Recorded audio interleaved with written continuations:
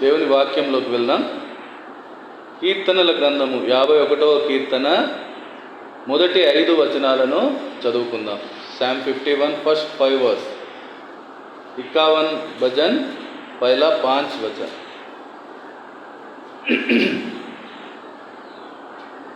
దేవా, నీ కృప చొప్పున నన్ను కరుణింపుము, నీ వాత్సల్య బాహుల్యము చొప్పున నా అతిక్రమములను తుడిచివేయుము. నా దోషము పోవునట్లు నన్ను బాగుగా కడుగుము, నా పాపము పోవునట్లు నన్ను పవిత్రపరచుము. నా అతిక్రమములు నాకు తెలిసే ఉన్నవి, నా పాపం ఎల్లప్పుడూ నా ఎదుటనున్నది. కేవలం నీకే విరోధముగా నేను పాపము చేసి ఉన్నాను, నీ దృష్టి ఎదుట నేను చెడుతనము చేసి ఉన్నాను. కావున ఆజ్ఞ ఇచ్చినప్పుడు నీవు నీతిమంతుడవుగా అగుపడదువు, తీర్పు తీర్చినప్పుడు నిర్మలుడవుగా అగుపడదువు. నేను పాపములో పుట్టినవాడను, పాపములోనే నా తల్లి నన్ను గర్భమున ధరించెను. దేవుడి వాక్యములను దీవించునుగాక. ప్రియ సంగమ, ఈ కీర్తన అనేక సార్లు మనము ధ్యానించి ఉన్నాం. దేవుడు మరొకసారి మన ముందు ఈ కీర్తన నుంచి ఉన్నారు. మనకందరికీ తెలుసు ఈ కీర్తన సందర్భం ఏంటి అనేది. దావీదు బెత్షెబాతో పాపం చేసిన తర్వాత ప్రవక్త ద్వారా దేవుడు గద్దించినప్పుడు అతనిలో పుట్టిన అపరాధ భావానికి అక్షర రూపమే ఈ కీర్తనగా మనం చూస్తూ ఉన్నాం. దావీదు పశ్చాత్తాపపడుతూ రాసిన కీర్తన ఇది. ఇందులోని మొదటి 5 వచనాలను మనము ఈరోజు ఆరాధన అంశంగా ధ్యానం చేసుకుందాం. ఈరోజు దేవుడు ఈ పశ్చాత్తాపం గురించి మనతో మాట్లాడడానికి ఇష్టపడుతూ ఉన్నారు. ఎందుకంటే ఈరోజు అనేకులలో ఇది కనిపించని పరిస్థితి, ముఖ్యంగా సంఘములలో, దేవుని పిల్లలలో. ఎందుకు వారు తప్పు చేయడం లేదా అంటే చేస్తూ ఉన్నారు. తప్పు మీద తప్పు. దేవుడు ఎన్నిసార్లు హెచ్చరించినా తప్పు చేస్తూనే ఉన్నారు. కానీ నేను తప్పు చేశాను అనే ఒక అపరాధ భావము వారి హృదయంలో కనపడడం లేదు. అందుకనే వారు చేసిన ప్రతి పాపాన్ని వాళ్ళు సమర్థించుకునే ప్రయత్నం చేస్తున్నారు. ఏదో ఒక సాకు చూపించి తప్పించుకునే ప్రయత్నాలు చేస్తూ ఉన్నారు. వీలైనంత వరకు దానిని దాచిపెట్టే ప్రయాస చేస్తూ ఉన్నారు. దేవుడు ఈ పరిస్థితిని గమనిస్తూ ఉన్నారు.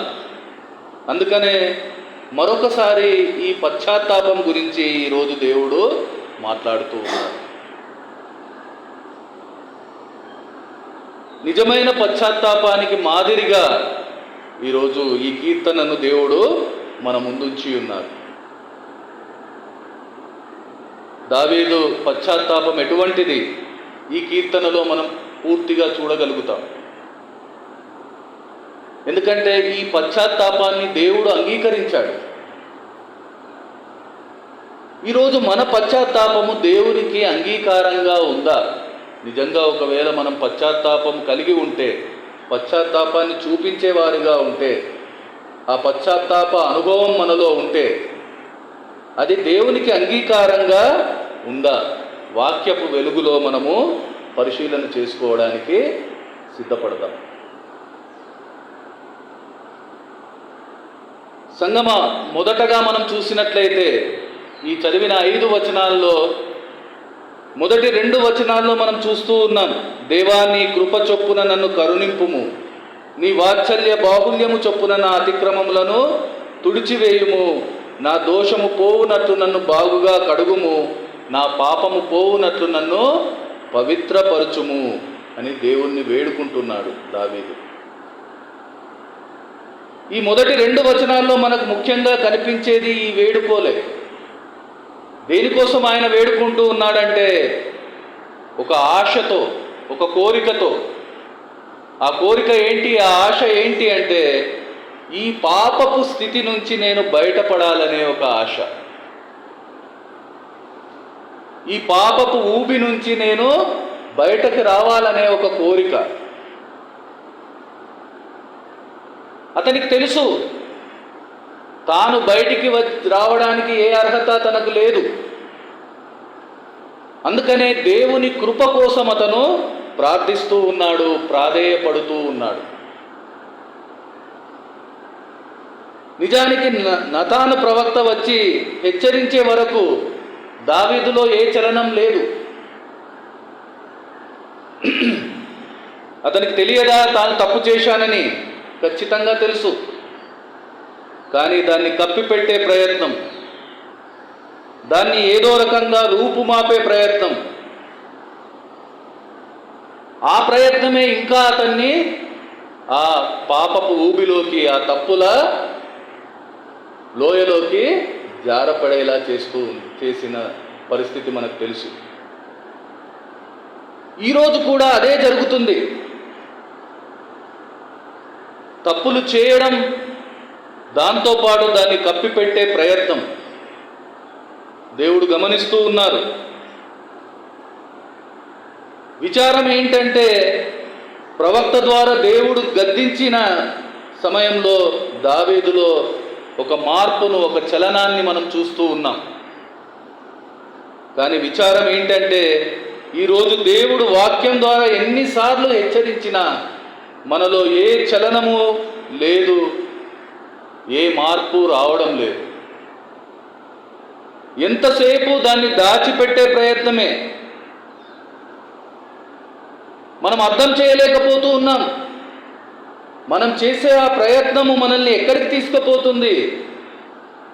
ఆ పాపపు ఊబి నుంచి బయటికి తీసుకురాగలుగుతుందా, లేకుంటే ఆ పాపపు ఊబిలో మరింత లోపలికి మనల్ని కూరుకుపోయేలా చేస్తుందా? ఇది మనం అర్థం చేయడం లేదు. ఈ ఆలోచనే ఈరోజు మన ఆత్మీయ జీవితంలో కనిపించడం లేదు. అందుకని ఎంతో ధైర్యంగా మనము వీటిని సమర్థిస్తూ ఉన్నాం. మనం ఒక మాట వింటూ ఉంటాం, ఒక అబద్ధము కప్పిపెట్టడానికి 100 అబద్ధాలు ఆడాల్సి వస్తుంది. ఈరోజు మన పరిస్థితి అలాగే ఉంది, మన ఆలోచన అలాగే ఉంది. అందరము తప్పు చేసేవారమే, ఏ ఒక్కరము నీతిమంతులము కాము. కానీ ఒక తప్పును కప్పిపెట్టడానికి మనం ఎన్నో తప్పులు చేస్తూ ఇంకా ఇంకా ఇంకా దేవునికి విరోధంగా నిలబడే ప్రయత్నం చేస్తూ ఉన్నాం. ఇది ఎంత ప్రమాదము, ఈ ఆలోచన ఎంత ప్రమాదము ఒకసారి మనము అర్థం చేయాలి. ఇది అర్థం చేయలేదంటే మన జీవితంలో పశ్చాత్తాపానికి చోటే లేదు. ఇది అర్థం చేయకుండా నేను పశ్చాత్తాప పడుతూ ఉన్నానంటే అది నిజం కాదు.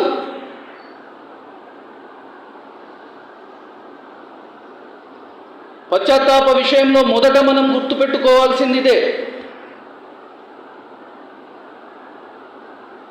మన పాపాన్ని మనము ఒప్పుకునే ఒక పరిస్థితి, దాన్ని వదిలించుకోవడానికి ఉండే ఒక ఆరాటం, దాని నుంచి దూరమయ్యే ఒక ప్రయత్నం. దావీదులో ఆ మొదటి 2 వచనాల్లో అదే కోరిక, అదే తృష్ణ, అదే ప్రయత్నం కనబడుతూ ఉంది. ఎందుకనంటే ఆ ప్రయత్నం మాత్రమే మనల్ని ఆ పాపం నుంచి దూరం చేస్తూ ఉంది. అది మాత్రమే దేవుని వైపు చూడగలుగుతుంది. ఎందుకనంటే మన పాపపు స్థితి నుంచి తప్పించే మార్గం ఆయన ఒక్కడే. ఆ పాపపు స్థితి నుంచి మనం తప్పించబడాలనే ఒక ఆశ మనలో ఉంటే ఆ మార్గం వైపు మనం చూస్తాం.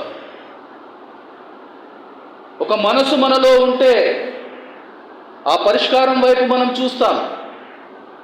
కానీ ఈరోజు మనము ఆ మార్గం వైపు చూడడం లేదు, ఆ పరిష్కారం వైపు చూడడం లేదు అని అంటే మనం ఒప్పుకోక తప్పదు. ఆ ఆశనే మనలో లేదేమో.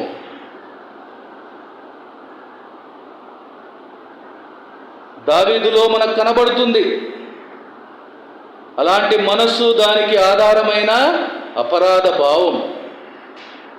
ఈ అపరాధ భావం ఈరోజు మనలో రావాల్సిన అవసరం ఉంది. నేను తప్పు చేస్తున్నాననే నీ మనస్సు నీకు హెచ్చరించకుంటే, నీ మనస్సు నీతో మాట్లాడకుంటే, నువ్వెలా ఆ తప్పును గురించి, ఆ తప్పు నుంచి బయటపడే పరిస్థితి గురించి ఆలోచిస్తావు? ఎలా పశ్చాత్తాప అనుభవంలోకి రాగలుగుతావు? చాలామంది ఇది గ్రహించలేకపోతూ ఉన్నారు. కొంతమంది గ్రహించినప్పటికీ దాన్ని పట్టించుకోవడం లేదు, వాయిదాలేస్తూ ఉన్నారు. విశ్వాసి చేయవలసిన పని కాదు సంగమా ఇది. వాయిదా వేయకూడదు. వాయిదా వేస్తూ ఉన్నామంటే ఆ చేసిన పాపము విషయంలో నీకు ఎలాంటి బాధ లేదు, ఎలాంటి చింత లేదు. ఇంకా మనం ఎన్ని మాటలు చెప్పినా ఇదే నిజం.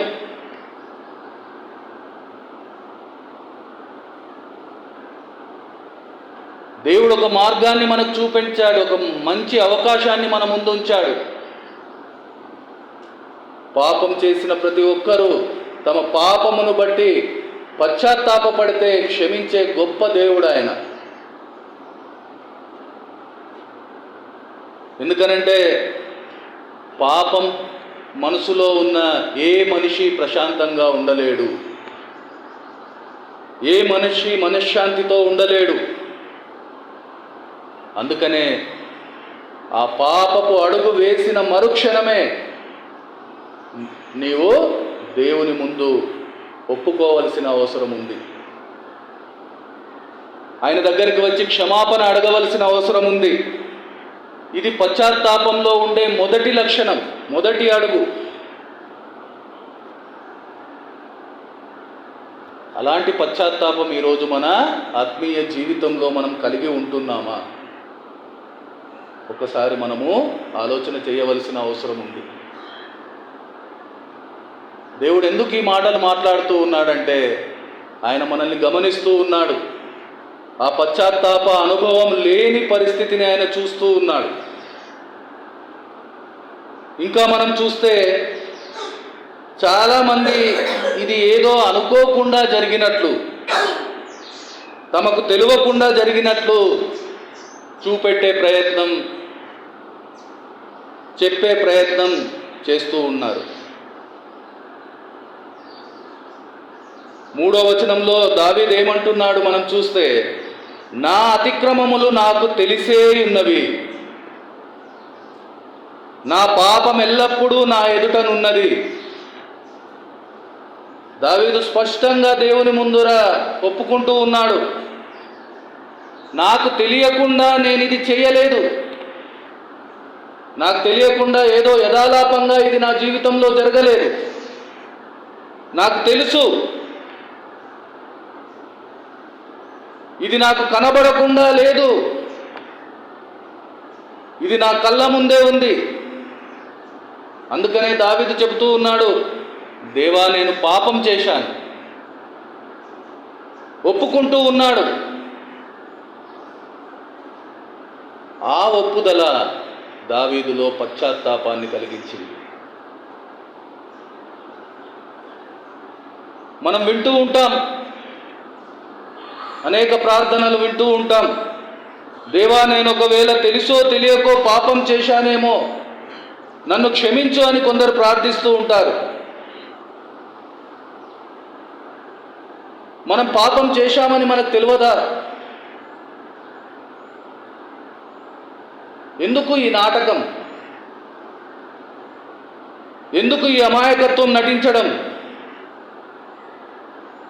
ఎంత ఘోరం! దీనివల్ల ఏం జరుగుతుంది?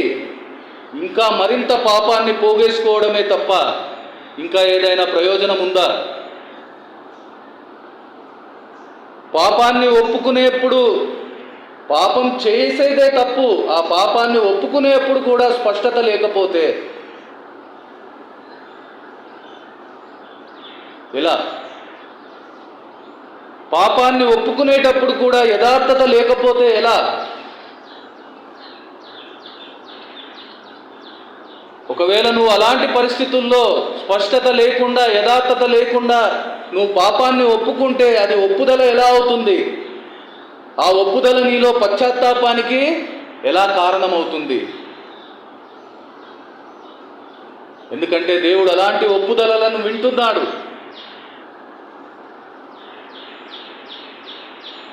ఇక్కడ చూస్తూ ఉన్నాం, నా అతిక్రమాలు ఏంటో నాకు తెలుసు, నేను చేసిన పాపం నా కళ్ళెదుటే ఉంది అని దావీదు దేవుని దగ్గర ఒప్పుకుంటున్నాడు. పాపం చేశానని స్పష్టంగా ఒప్పుకోవాలి. అంతేకాదు ఏం పాపం చేశామో కూడా ఒప్పుకోవాలి. బత్షెబా విషయంలో, ఆమె భర్త అయిన ఊరియా విషయంలో, ఆ సంఘటన అంతటిలో తాను చేసిన దోషాల్ని, అతిక్రమాల్ని, పాపాల్ని, చెడుతనాన్ని, రక్తాపరాధాన్ని దావీదు ఒప్పుకుంటూ ఉన్నాడు.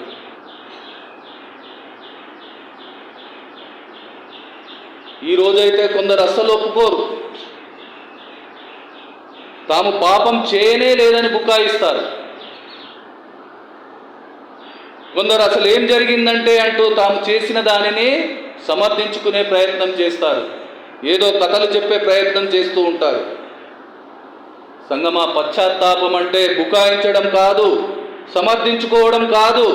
పశ్చాత్తాపం అంటే పాపాన్ని ఒప్పుకోవడమే. నీ పాపాన్ని నువ్వు ఒప్పుకునే మనస్సు నీకు లేదంటే నీలో పశ్చాత్తాపం లేదు.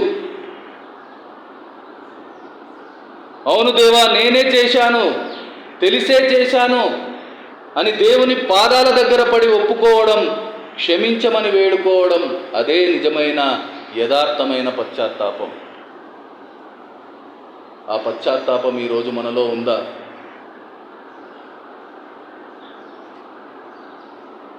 ఎందుకంటే విశ్వాసి, నిజమైన విశ్వాసి పాపం చేసినప్పుడు ఆ అపరాధ భావం లోపల తొలిచేస్తూ ఉంటుంది. అది మనసులో మనల్ని వెంటాడుతూనే ఉంటుంది. మనసులో అలాంటి ఒక ఆందోళన, అలాంటి ఒక భయంకరమైన అగ్ని ఉంటే ఇంకా దేవుని ముందు దాన్ని ఒప్పుకోని పరిస్థితుల్లో మనం ఉంటున్నామంటే మన గురించి మనం ఏం చెప్పుకోవాలి? ఎందుకు మనం క్షమించమని దేవుణ్ణి అడగలేకపోతూ ఉన్నాం? మన తప్పులను, మన పాపాలను ఒప్పుకోలేకపోతూ ఉన్నాం. ఎందుకు ఆ యథార్థత మనలో కనబడడం లేదు?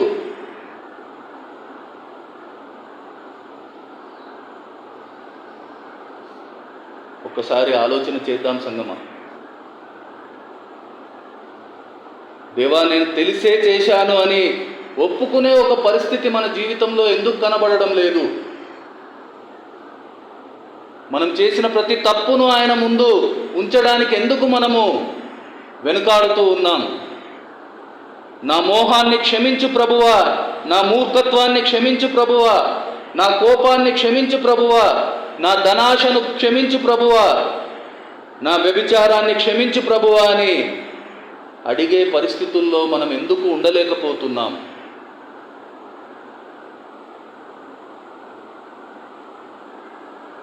ఒక్కసారి మనము ఆలోచన చేద్దాం. మన స్వభావం ఎంత ఘోరమైందంటే పాపం చేయడానికి ఏ భయం లేదు, దానిలో తెగింపు చూపెడతాం. కానీ ఒప్పుకునే ధైర్యం మనకు లేదు, ఒప్పుకునే తెగింపు మనలో లేదు. ఒక్కసారి ఆలోచన చేద్దాం. దేవుని ముందర మనం పాపం ఒప్పుకోలేని పరిస్థితుల్లో ఈరోజు ఉంటే ఇంకా మన పాపం నుంచి మనల్ని ఎవరు కాపాడుతారు? ఆ పాపపు స్థితి నుంచి మనల్ని ఎవరు తప్పిస్తారు? ఇంకా ఏదైనా మార్గం ఉందా?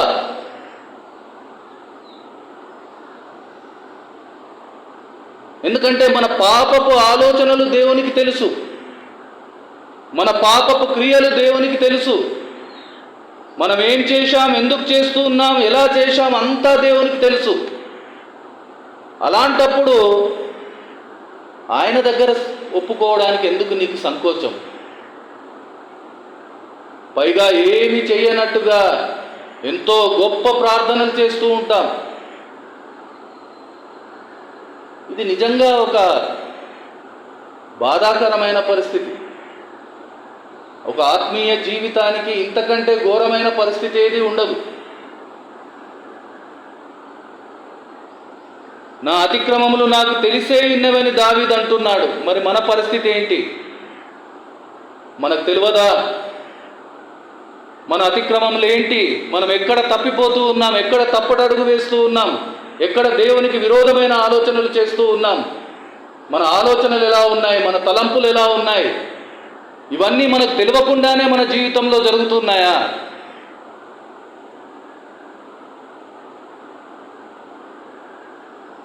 సమాధానం చెప్పవలసిన వారమై ఉన్నాం. ఈరోజు దేవుడు మనతోనే మాట్లాడుతూ ఉన్నాడు. నాకు తెలియకుండా జరిగిందని తప్పించుకునే మార్గం లేదు.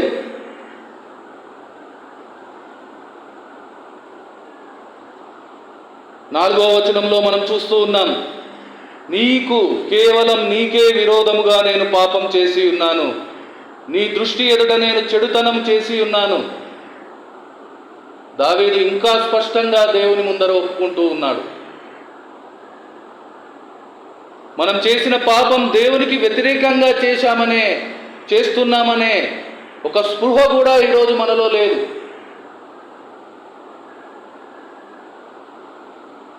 అది ఎంత ప్రమాదకరము అనే ఆలోచన కూడా మనలో రావడం లేదు. నేను ఏ పాపం చేసినా అది దేవునికి వ్యతిరేకంగానే చేస్తూ ఉన్నాననే ఒక ఆలోచన మనలో ఉంటే, ఒక భయం మనలో ఉంటే, ఒక వణుకు మనలో ఉంటే తప్పు చేయడానికి ఎందుకు ముందుకు అడుగేస్తాం? అంటే దాని అర్థం ఈరోజు ఆ భయం మనకు లేదు.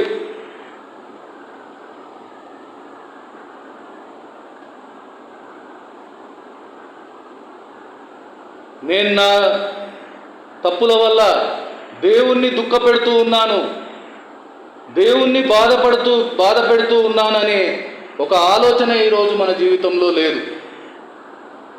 నేను దేన్నైతే దేవుడు వద్దంటున్నాడో అదే చేస్తూ ఉన్నాను, దేన్నైతే దేవుడు అసహ్యించుకుంటున్నాడో దాన్నే నేను చేస్తూ ఉన్నాను.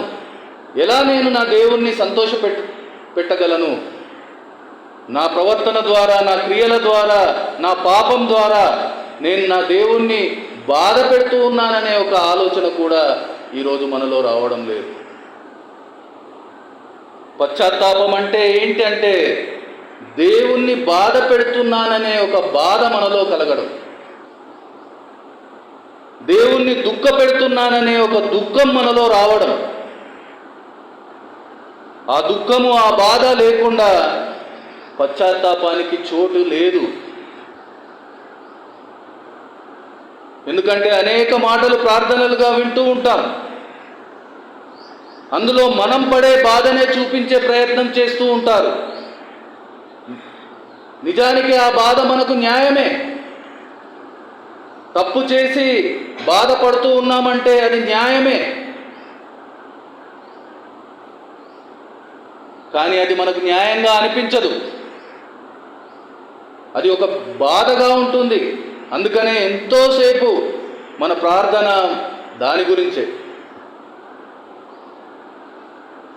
ఎందుకంటే అది మాత్రమే మనకు బాధగా కనిపిస్తుంది. కానీ మన ప్రవర్తన ద్వారా, మన జీవితం ద్వారా దేవుణ్ణి ఎంత బాధ పెడుతూ ఉన్నాం, ఎంత దేవునికి దుఃఖమిస్తూ ఉన్నాం అనే ఆలోచనే మనలో రావడం లేదు. ఈరోజు మనం చేసే ప్రార్థనలో ఆ బాధ, ఆ దుఃఖము ఏ ఒక్క కోశం కూడా కనిపించని పరిస్థితి. ఇలాంటి పరిస్థితుల్లో ఎలా మనము పశ్చాత్తాప అనుభవంలోకి రాగలుగుతాం?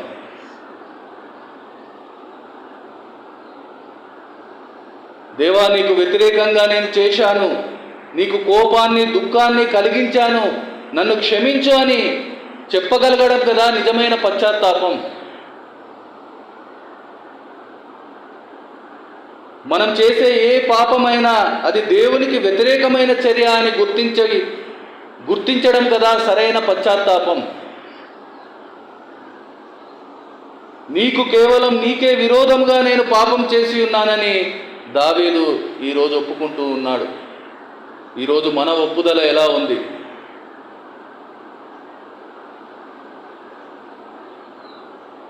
ఒక్కసారి మనం ఈరోజు ఆలోచన చేయవలసిన అవసరం ఉంది సంగమా. పశ్చాత్తాపం అంటే ఊరికే పైకి ముక్తసరిగా మాటలు చెప్పడం కాదు. చాలామంది చెప్తారు తప్పు చేయగానే సారీ.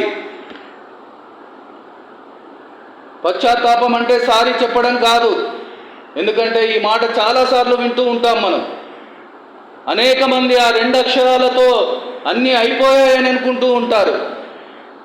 కొంతమంది అయితే సారీ చెప్తే సరిపోతుంది కదా అని తప్పులను మళ్ళీ చేసేవారిగా మనకు కనిపిస్తూ ఉన్నారు. ఇది కాదు పశ్చాత్తాపం. పశ్చాత్తాపం అంటే మన స్వభావంలోని వికృత స్వరూపాన్ని ఒప్పుకోవడం. పశ్చాత్తాపం అంటే మన జీవితంలోని మన భ్రష్ట స్వభావాన్ని ఒప్పుకోవడం. 5వ వచనంలో అదే మనకు కనిపిస్తుంది. నేను పాపంలో పుట్టినవాడను, పాపంలోనే నా తల్లి నన్ను గర్భమున ధరించెను అని దావీదు అంటున్నాడు. తాను చేసిన అతిక్రమాలు, దోషాలు, పాపాలతో పాటు వాటికి మూలమైన తన పాప స్వభావాన్ని కూడా దావీదు ఒప్పుకుంటూ ఉన్నాడు. నేను ఎందుకు పాపం చేస్తూ ఉన్నాను, దాని వెనుక కారణం ఏంటి అనేది మనము గ్రహించలేకపోతూ ఉన్నాం.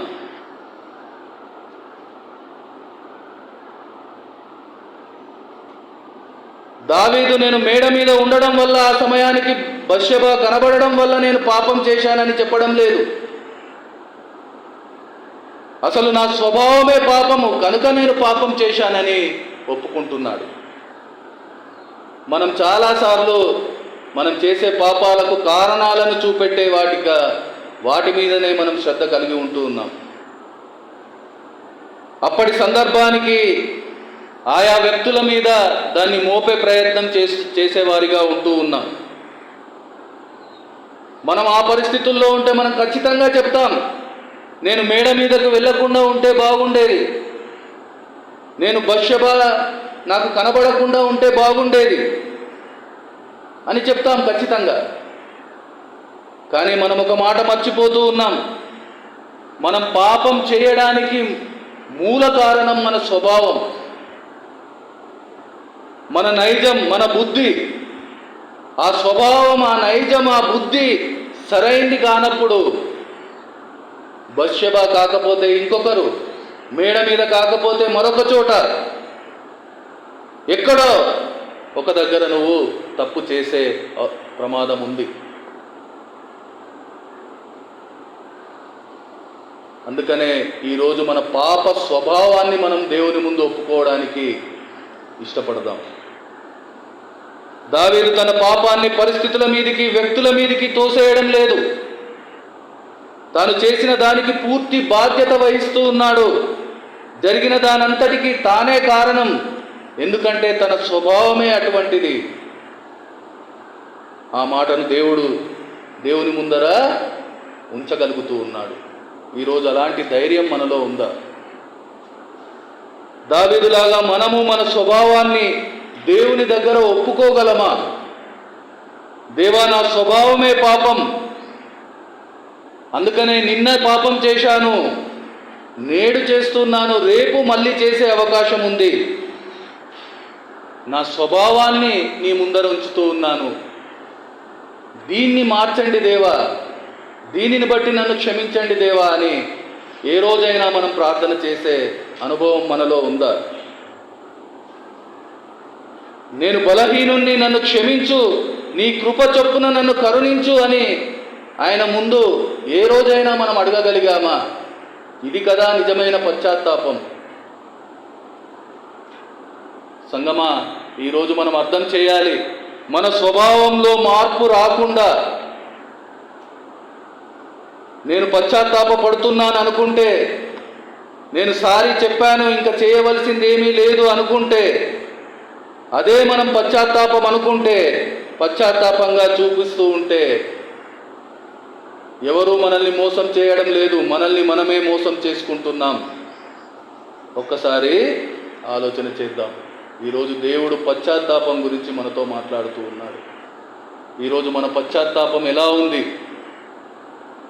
ఒక్కసారి మనల్ని మనం పరిశీలన చేసుకోవడానికి ఇష్టపడతాం. ప్రార్థన చేసుకుందాం. అందరము లేచి నిలబడదాం.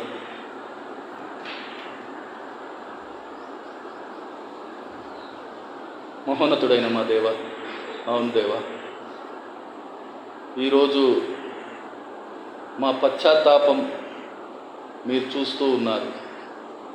మేము అనేక తప్పులు చేస్తూ ఉన్నాం, ఏ భయము లేకుండా. వాటిని